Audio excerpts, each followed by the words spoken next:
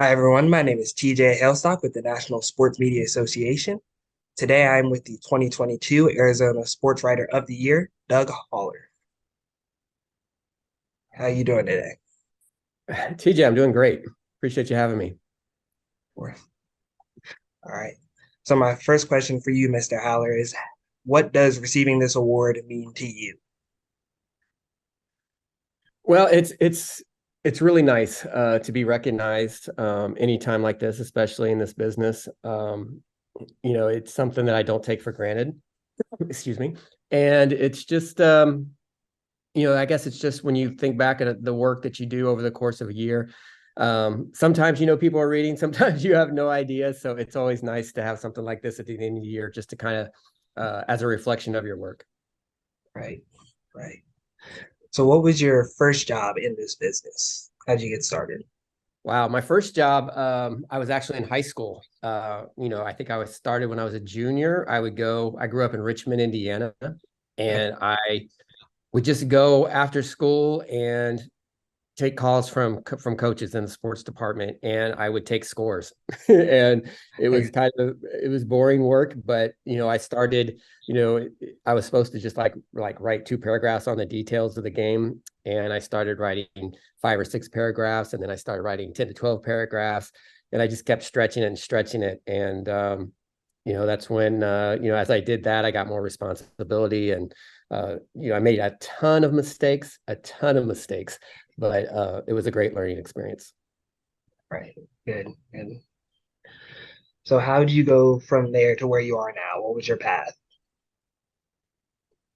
I guess it was a fairly traditional journey. After I graduated from Indiana University, I took a job in Sioux Falls, South Dakota, Okay. where I was there for not even a year.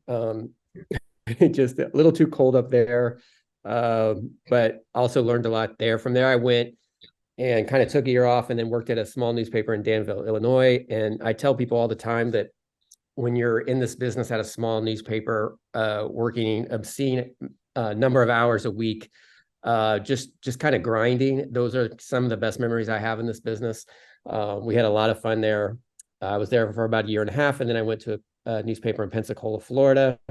Um, did more like sports features and enterprise, and really kind of, I think, made my mark about what my strength is, and that's just kind of writing, coming up with different ideas, not maybe going off the traditional beat reporting path a little bit. And then from there, I went to the Arizona Republic, out in Arizona, out west, and Okay. moved out here with my wife, and covered mostly. I started doing backup pro sports, Suns, Cardinals, Diamondbacks, and then with staff changes, I kind of moved onto the Arizona State beat, football and basketball, where I stayed for probably 10 years. From there, that led to me going to the Athletic, which I felt kind of suited my writing style, how I go about pursuing stories. And I've been here for 5 years. So it sounds like a long journey. It was, but I feel like I've ended up right in the place I was meant to be. Right. So who do you look up to in terms of other sports writers and other people in the business? Well, when I was in Richmond, Indiana, the USA Today sports columnist at the time, his name was Mike Lopresti. He was also from Richmond, Indiana. I grew up reading him and kind of crafted my writing style after Mike. Mike was very conversational. He's kind of known as like maybe the best deadline writer of our, of my age. And he's retired now, but he was a guy I grew up reading. And really, since then, I look up to anybody who just comes up with a different way to tell a story with different ideas. I've told people before that I don't get if you're a beat reporter, you're going to get beat on stories from time to time.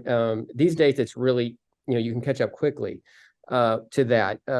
But what really makes me jealous, TJ, is when someone has an idea that I'm just like, gosh, that was a good idea. I wish I would have thought of that. I teach a class at ASU, and I tell them all the time, it's an introductory to sports reporting class. And I tell them, as you advance in your career, as you get out in this field, the things that are going to separate you, you're always going to find someone who can write better than you. You're always going to find someone with better sources than you. But what's going to differentiate you is your ability to come up with different ideas, to outthink the competition. And that's what I try to do. It doesn't always work. There are a lot of talented people in this field. But I feel like if you can just make a mark, just a couple times a year, then you're doing pretty well. All right. And so, what advice would you give to college and high school students trying to get into this field of work? Well, just what I said. Uh, start figuring out ways to differentiate how you go about your job. I tell people that when I talk about this, I've been asked about this a lot, is creativity is a muscle. You have to exercise it like anything else. It's a skill in this business. And the sooner you learn to really start exercising that, the better off you're going to be. I tell everybody, if you want to be a journalist, have an ideas list. I have one out in my garage. It's a big board, and right now it's got like 20 things on it. And probably more than half won't end up with anything, but maybe 5 of them will. And once you write something down, your brain starts working on it a little bit. You start, making observations that might lend itself to that idea. So that's always my number one piece of advice is, just, pursue ideas, be curious, observe, whatever seems, if you're out at a high school game and you're looking around and your eyes just stop at something, whether it's a mark on a kid has, like, maybe on his shoes at a high school game, he has some, a number or whatever, figure out what that is, what it's about. There could be a story behind it. All right. Well, that was my last question for you. So, thank you for answering all my questions. Hey, no problem. I enjoyed our conversation.